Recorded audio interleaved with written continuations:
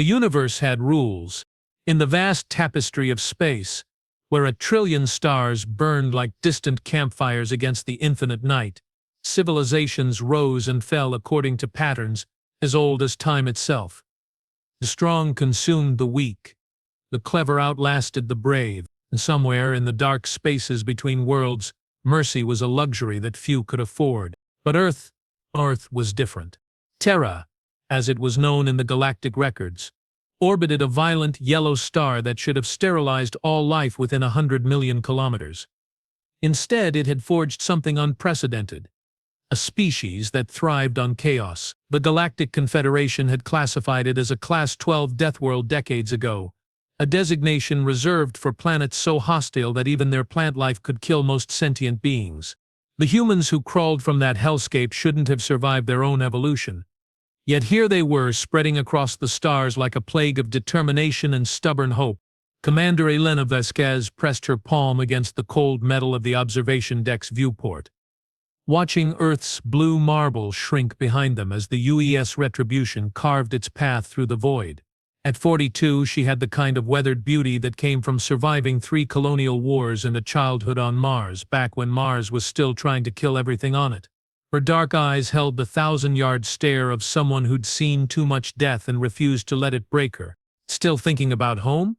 The voice belonged to Dr. Marcus Chen, the ship's xenobiologist, and the closest thing Elena had to a friend in this metal coffin they called home.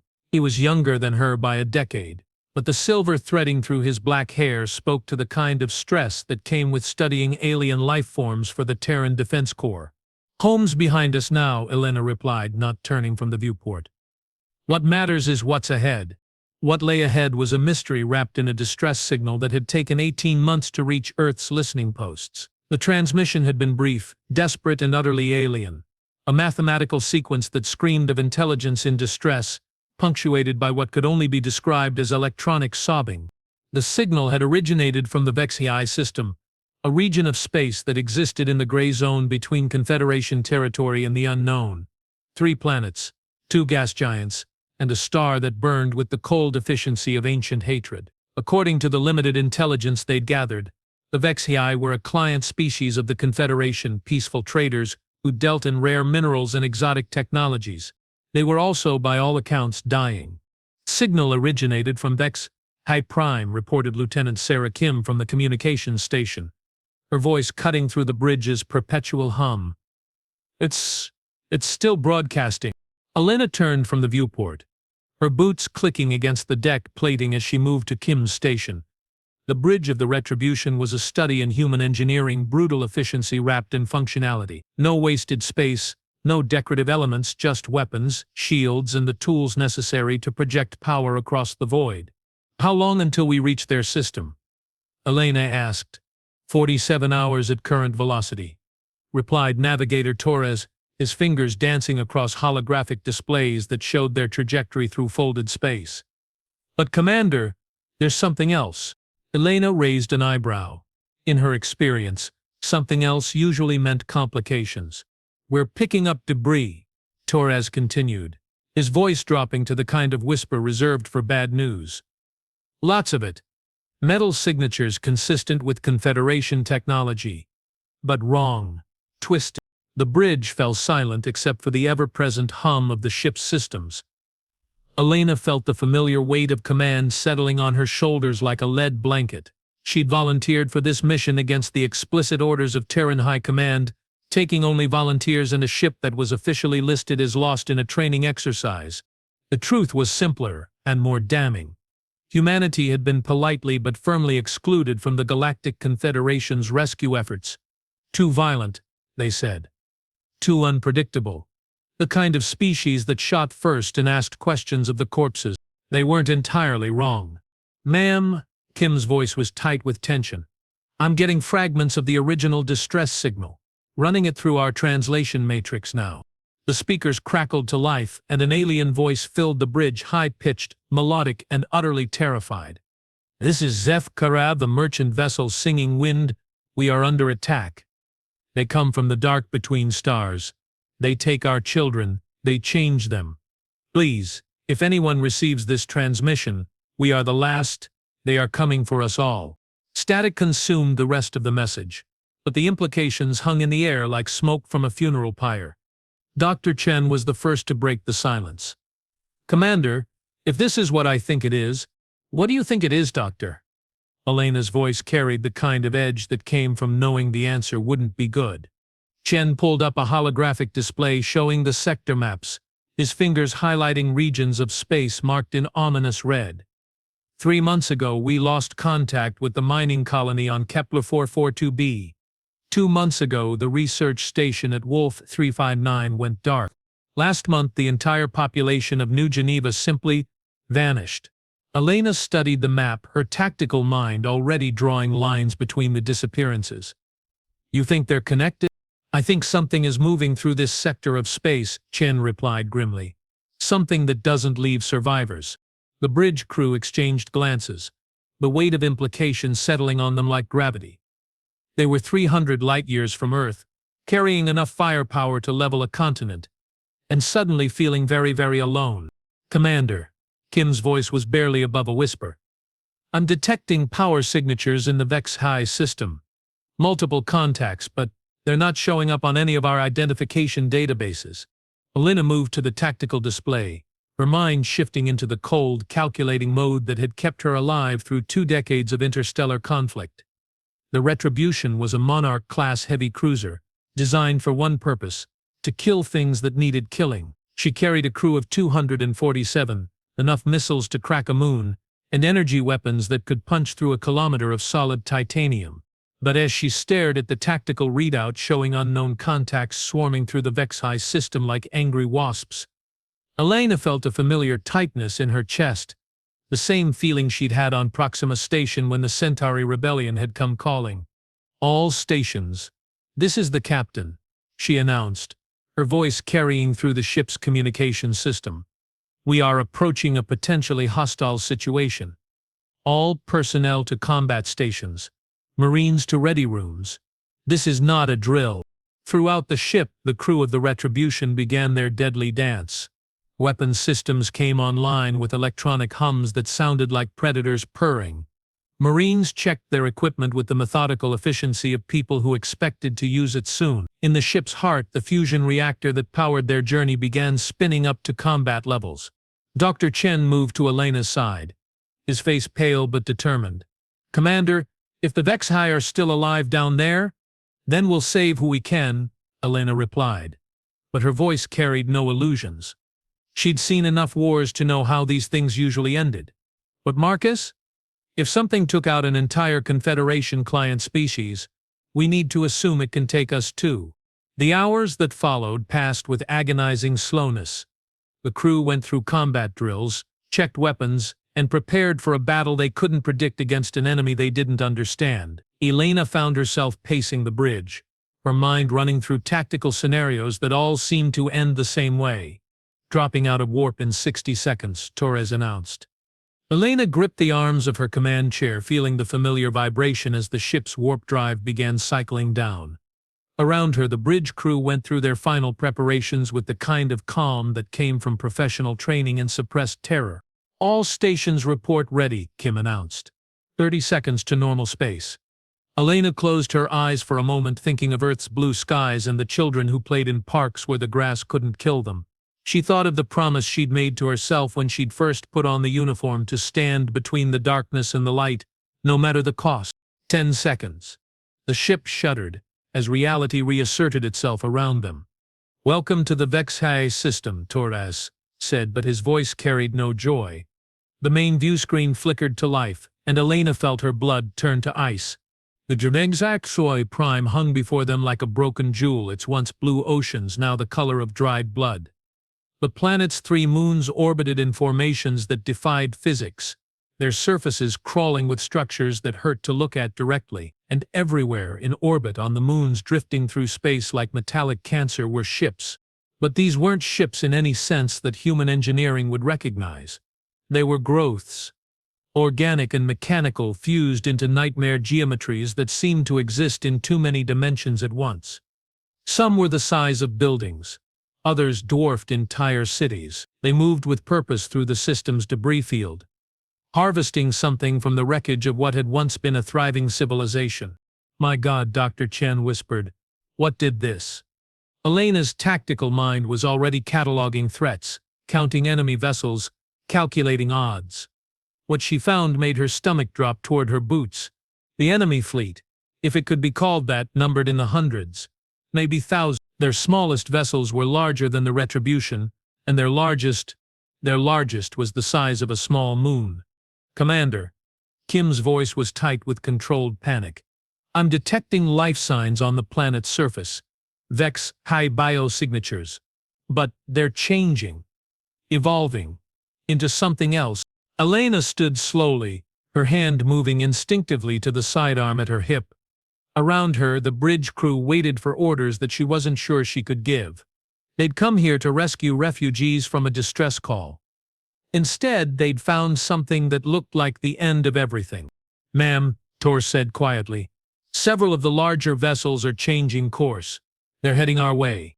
Elena looked at the tactical display and saw death approaching in the form of alien vessels that moved like living things through the void.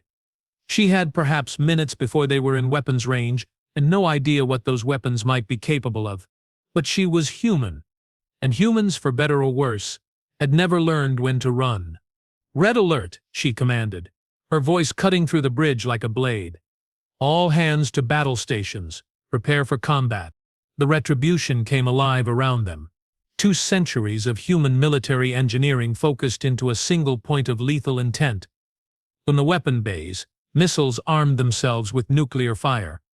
On the gun decks, particle cannons charged with barely contained stellar fury. And in the depths of space, something ancient and hungry turned its attention toward the small ship that dared to intrude upon its feast. The war for Vexicai Prime was about to begin. The first shot came without warning. Not a missile, not a beam weapon, but something that made reality hiccup around the Retribution's starboard hull. For a moment that lasted forever. Elena watched as a section of her ship simply ceased to exist, not destroyed, not vaporized, but edited out of the universe like a mistake in cosmic grammar. "Evasive maneuvers," she barked. But Navigator Torres was already throwing the ship into a spiraling dive that would have liquefied anyone not strapped down. The artificial gravity struggled to compensate, and Elena felt her stomach attempt to relocate itself somewhere behind her left kidney. "Hull breach on Deck 7, reported Damage Control Chief Ramirez, his voice competing with the sudden wail of emergency klaxons. "Sealing bulkheads now. We've lost—" "Jesus Christ, Commander. We've lost 30 meters of ship. It's just gone." Elena's mind processed the impossible information while her hands worked the tactical controls with muscle memory, born from 1,000 combat simulations. The enemy vessels, if they could be called vessels, moved through space with a fluid grace that defied physics. They weren't flying so much as swimming through the void, their hulls rippling like living skin. "Return fire," Elena commanded. "All forward batteries, target the lead vessel." The Retribution spoke with the voice of human fury. Particle beams lanced through space, each one carrying enough energy to power a small city for a year. Nuclear-tipped missiles streaked toward their targets with sublight velocity, their guidance systems locked onto alien heat signatures that shouldn't have existed. The lead enemy vessel absorbed the barrage like a sponge absorbing water. Where the particle beam struck, its hull simply flowed around the impact points, redistributing the damage across its entire structure. The missiles detonated in brilliant flowers of nuclear fire, but when the light faded, the alien ship continued its approach unmarked and apparently unharmed. "No effect," reported Weapons Officer Jackson, his voice tight with disbelief. "Direct hits, full power, no damage registers." Elena felt sweat beading on her forehead despite the bridge's environmental controls. In 30 years of military service, she'd never encountered an enemy that could simply ignore nuclear weapons. But then again, she'd never encountered an enemy that could edit matter out of existence with what appeared to be a casual thought. "Commander." Dr. Chen's voice cut through the chaos. "I'm reading massive energy fluctuations from the planet's surface. Something's happening down there." Elena split her attention between the approaching alien fleet and the tactical display showing Vexicai Prime. What she saw made her blood run cold.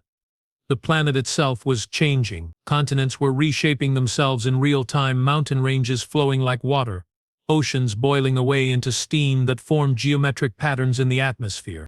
And through it all, life signs. Millions of them. Changing, evolving, becoming something other than what they had. "Ma'am," Kim announced from communications. "I'm picking up a transmission. It's coming from the planet." On speakers, Elena ordered. The voice that filled the bridge was recognizably Vexay, the same melodic tones they'd heard in the distress signal, but wrong in ways that made Elena's skin crawl. It spoke in perfect Terran standard, each word pronounced with mechanical precision. "Human vessel, you have come in response to our distress call. We are grateful. We extend to you the same gift we have received, the same gift we have given to all who answered our call. Do not resist. Integration is inevitable. Resistance causes unnecessary suffering." Elena felt her crew's eyes on her, waiting for orders that might determine the fate of not just their ship but their species. The alien vessels were close enough now that she could see details on their hulls, surfaces that writhed with organic motion, weapons ports that opened like flowering buds, and structures that hurt to look at directly. "This is Commander Elena Vasquez of the United Earth Ship Retribution," she transmitted back, her voice carrying the kind of authority that came from never backing down. "We received a distress signal from Vexiv High Prime. We're here to provide assistance to any survivors." The response came immediately, but this time the voice was different, multiplied, as if 1,000 throats spoke in perfect unison. "There are no survivors, human. There are only the integrated and the not yet integrated. Your vessel contains 247 discrete biological units. They will make excellent additions to our collective. Surrender now, and their transition will be painless." Elena looked around the bridge at her crew, men and women who had volunteered to follow her into the unknown, who had trusted her judgment when she'd decided to answer a distress call that might doom them all. Kim, barely 25 and still young enough to believe in heroes. Torres, steady and reliable, with a wife and 2 daughters waiting for him on Luna Station. Chen, brilliant and brave, who saw wonder in the universe even when it was trying to kill him. She made her decision. "Negative," Elena transmitted. "We don't surrender. We don't integrate. And we sure as hell don't go quietly." The silence that followed seemed to stretch for hours, though Elena's tactical display showed it lasted less than 3 seconds. Then the alien voice returned, and for the first time it carried something that might have been emotion. "You choose suffering. This is unexpected. We will accommodate your preference." The second wave of attacks came simultaneously from 6 different directions. Reality warped around the Retribution like a funhouse mirror. Gravity reversed itself twice in the space of a heartbeat. And somewhere in the forward torpedo bay, the laws of thermodynamics took a brief vacation. But Elena Vasquez hadn't survived the Centauri rebellion by accepting the universe's opinion of what was possible.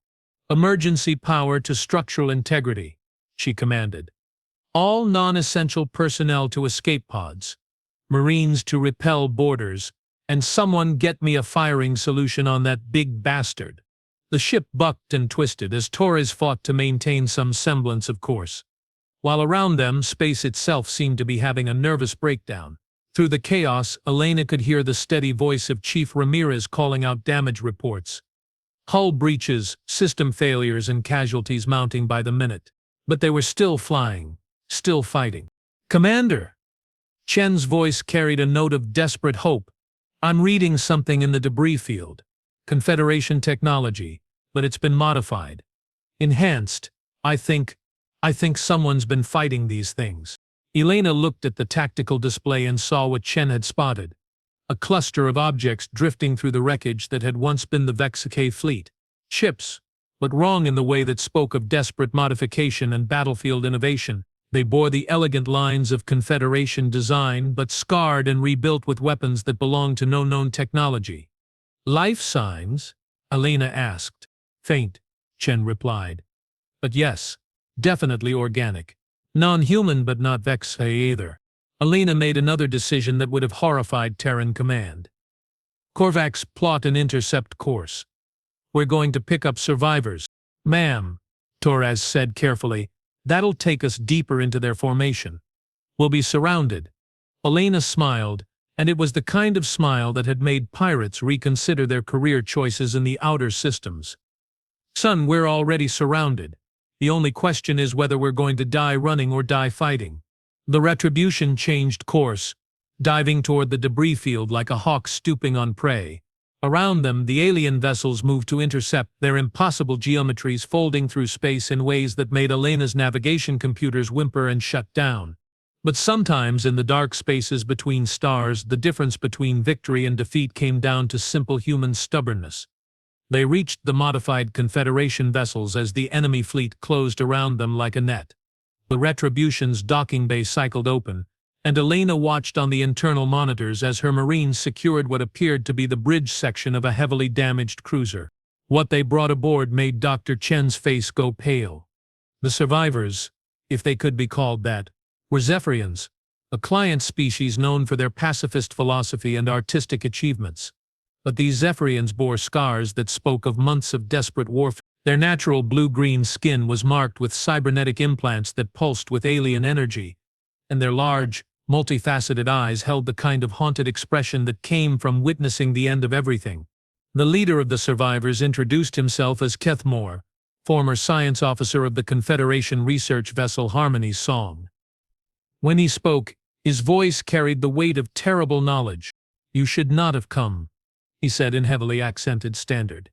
"The Devourers, they use our distress calls to lure others. They hunger not just for flesh, but for the essence of what makes each species unique. They take our diversity and make it part of their terrible unity." Elena knelt beside the alien officer, noting the way his cybernetic implants seemed to writhe beneath his skin. "How long have you been fighting them?" "How do we fight them?" Elena asked. Kethmore's laugh was bitter and broken. "You do not fight the Devourers, human. You run, you hide, you pray they do not notice you. We tried to fight. We modified our ships with weapons that could disrupt their molecular cohesion. We developed tactics that exploited their hive mind communication. We even created viruses designed to corrupt their integration process." He gestured to his cybernetic implants. "These modifications allowed us to resist their conversion for a time, but they adapt. They learn. They become stronger with each victory." Elena studied the alien officer, seeing in his augmented features an echo of humanity's own stubborn refusal to accept defeat. "But you're still fighting." "We are still dying," Kethmore corrected. "There is a difference." Around them, the Retribution shuddered as another wave of impossible attacks washed over their shields. Elena could feel her ship dying by degrees, systems failing under the assault of weapons that operated on principles her scientists couldn't even comprehend. But in the depths of her mind, a plan was forming. "Kethmore," she said, "these modifications of yours, can they be applied to human technology?"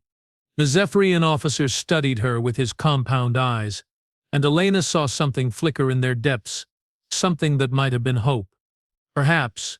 But why would you wish such a thing? Your species could flee. You could warn your worlds, prepare defenses." Elena stood, her hand moving to the ship's communication controls. Throughout the Retribution, her crew waited for orders that would likely be their last. "Because," she said, "humans don't run." She opened a channel to the entire ship. "All hands. This is the captain. What we're facing here is bigger than just one distress call. These things, these Devourers, they're not just threatening the Vexai. They're threatening every living thing in this galaxy, and they're using our own compassion against us, turning our mercy into a weapon." Elena looked around the bridge at her crew, seeing determination replacing fear in their eyes. "But here's the thing about humanity. We've never been very good at knowing when we're beaten. When we're beaten, Dr. Chen, I want you to work with our new friends to modify our weapons systems. Chief Ramirez, I need you to reconfigure our shields to incorporate their adaptive technology. And Torres," she turned to her navigator, whose hands were steady on the controls despite the chaos around them. "I need you to plot a course for the big one. That moon-sized bastard in the center of their formation." Torres's eyes widened. "Ma'am, that's suicide." Elena smiled, and this time it held genuine warmth. "Son, Everything we've done since we left Earth has been suicide. The only difference is now we're taking these bastards with us. But as the Retribution began its desperate gambit, as human technology merged with alien innovation in ways that defied both species' understanding of physics, Elena received a transmission that changed everything. It came from Earth, from Terran Command, from Admiral Morrison himself. Commander Vasquez. This is Admiral Morrison. We've been monitoring your situation through Deep Space Communications Relay. Command has authorized me to inform you that the Devourer incursion is not limited to the HFY system. They have emerged simultaneously in 7 sectors across the galaxy. The Confederation worlds are falling faster than we can track. Elena felt the blood drain from her face. 7 sectors. Hundreds of worlds. Billions of lives. Furthermore, Morrison continued, long-range sensors show a massive Devourer fleet approaching the Sol system. Estimated time of arrival, 72 hours. Commander, you and your crew are no longer operating under Earth authority. As of this moment, you are officially declared dead, and your mission is classified as a total loss.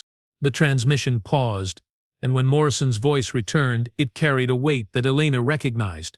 The voice of a man making peace with the unthinkable. Elena, what I'm about to tell you is unofficial and will be denied by everyone up to and including the President. The fleet heading for Earth, we can't stop it. Our entire defensive fleet would barely slow them down, but the data you've transmitted about their technology, their tactics, it's given us one chance. Elena closed her eyes, already knowing what was coming. We're going to scorched Earth the entire solar system. Every planet, every station, every ship. We're going to make it so radioactive and toxic that even these bastards won't want it. It's the only way to deny them our resources, our people, our integration. The bridge fell silent except for the sounds of battle raging around them. Elena felt her crew's eyes on her, waiting for her response to news that made their own desperate situation seem almost trivial by comparison. But then, in the darkness of that moment, Elena Vasquez did what humans had always done when faced with the impossible. She got angry. "Dr. Chen," she said, her voice carrying the kind of cold fury that had once ended wars. "How long to complete the weapons modification?" 18 minutes, assuming we don't get killed first, Chen replied. "Make it 10, Elena commanded. Because we're not just fighting for the HFY anymore. We're fighting for every world these bastards have touched. Every species they've absorbed. Every voice they've silenced." She opened a channel to the alien fleet surrounding them, her voice carrying across the void like a challenge thrown down at the feet of gods. "This is Commander Elena Vasquez of the United Earth Ship Retribution. You want integration? You want assimilation? You want to add humanity to your collective?" Elena smiled, and it was the smile of a predator that had finally found worthy prey. "Come and take us." The modified weapons came online with a sound like reality tearing. Dr. Chen's hands flew across his console, integrating Zephyrian adaptive technology with human engineering in ways that should have been impossible. Beside him, Cathmore worked with the desperate efficiency of someone who had watched his entire species die and refused to let it happen again. "Weapons show green across the board," Chen reported, his voice tight with exhaustion and stimulants. "But Commander, I have to warn you, this technology is untested on human systems. We could blow ourselves apart on the first shot." Elena watched the tactical display as the Devourer fleet tightened around them like a noose. The massive moonship at the center of the formation had begun to change, its surface rippling as weapons ports opened like hungry mouths. Around it, smaller vessels moved in patterns that hurt to track, their geometries shifting through dimensions that human minds weren't designed to process. "Sometimes," Elena said, "blowing yourself apart is better than the alternative." The first test shot from the Retribution's modified particle cannon struck a Devourer frigate at point-blank range.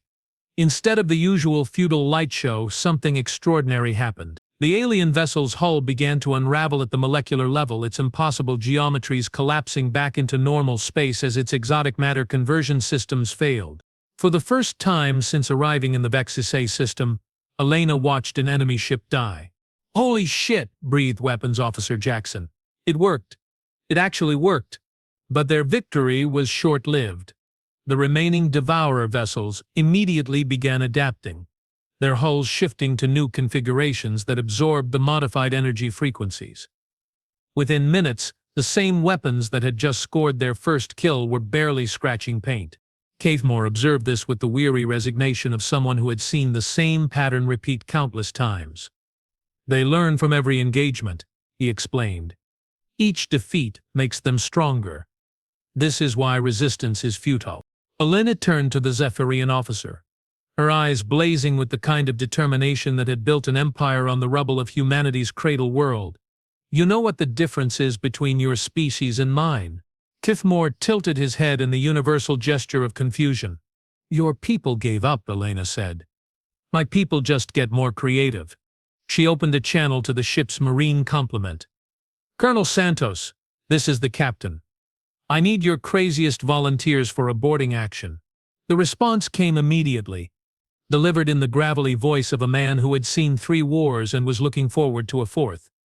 Ma'am, with respect, we're all crazy down here. What's the target? Elena looked at the tactical display, at the moon-sized Devourer vessel that dominated the center of the enemy formation. The big one. We're going to knock on their front door. Understood, ma'am. How many Marines do you need? Elena felt a smile tugging at the corners of her mouth. All of them. What followed was 10 minutes of controlled chaos, as the Retribution prepared for an assault that defied every principle of sound military strategy. Marines suited up in power armor modified with Zephyrian tech, their weapons loaded with ammunition that existed in a quantum superposition between matter and energy. Engineers prepared boarding torpedoes that could phase through Devourer hulls by temporarily shifting their atomic structure into exotic dimensions. And in the depths of the ship, Chief Ramirez worked on modifications that would have made Terran Command classify him as criminally insane.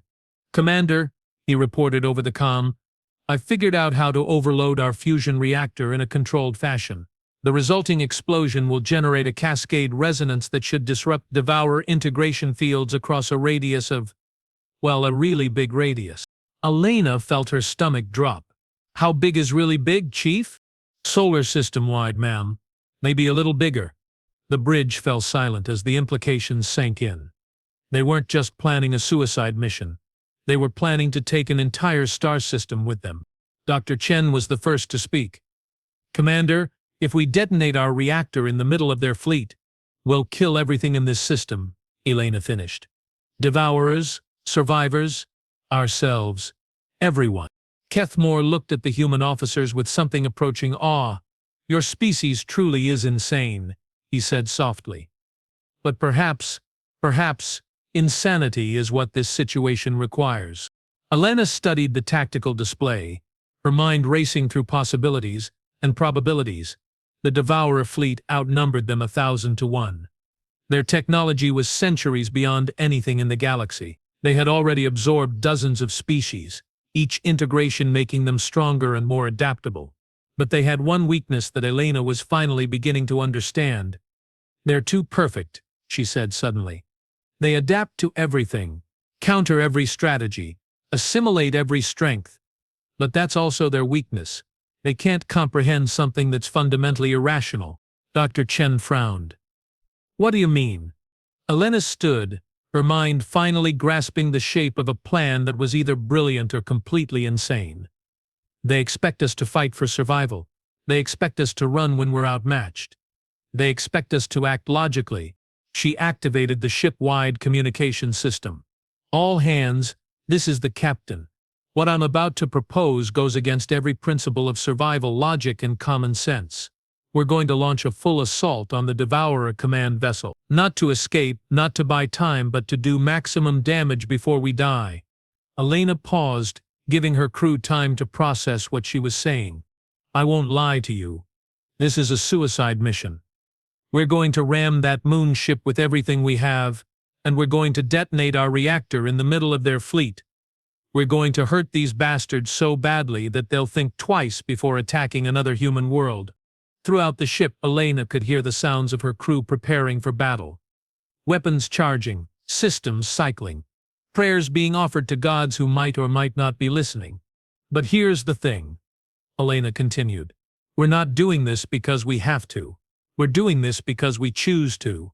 Because someone needs to show these things that there are still species in this galaxy who refuse to kneel. The first boarding torpedoes launched 15 minutes later. Colonel Santos led the assault personally, his powered armor modified with Zephyrian technology that allowed him to exist partially outside normal spacetime. Behind him, 200 Marines charged into the void, their weapons firing exotic ammunition that could damage matter that didn't technically exist. The assault on the Devourer command ship was like watching ants attack a skyscraper, impossible, futile, and absolutely magnificent in its defiance of reason. But somehow, impossibly, it worked. The Devourers had adapted to thousands of different species, absorbed countless tactical doctrines, integrated the military knowledge of entire civilizations. But they had never encountered anything quite like human Marines hopped up on stimulants, armed with impossible weapons, and operating under the assumption that they were already dead. "Breach in their hull," reported Santos over the comm, his voice crackling with interference from exotic radiation. "These bastards bleed, ma'am. They actually bleed." Elena watched the tactical display as her Marines carved their way through the Devourer command ship like a cancer made of bullets and bad attitudes. Around them, the enemy fleet began to converge, but it was too late. The Retribution was already accelerating toward the command vessel on a collision course that would end with the complete annihilation of everything in the system. But then, in the depths of space, something unexpected happened. The Devourer command ship stopped fighting back. "Commander," Dr. Chen's voice was tight with confusion. "I'm reading massive power fluctuations from the enemy vessel. They're powering down their weapons." Elena frowned at the tactical display. This wasn't adaptation. This was surrender. And surrender wasn't something the Devourers did. The answer came from an unexpected source. Colonel Santos, transmitting from deep inside the enemy ship. "Ma'am, you need to see this. I'm uploading visual data now." The main screen flickered to life, showing the interior of the Devourer command ship. But what Elena saw defied every assumption she'd made about their enemy. The ship wasn't a vessel in any conventional sense. It was a living organism. Its walls pulsing with biological rhythms, its corridors lined with what appeared to be neural tissue, and throughout its vast interior, suspended in organic pods that connected to the ship's nervous system, were the remains of 1,000 different species. But they weren't dead. They were dreaming. "My God," Dr. Chen whispered. "They're not destroying these species. They're preserving them, every mind, every memory, every cultural achievement. It's all here."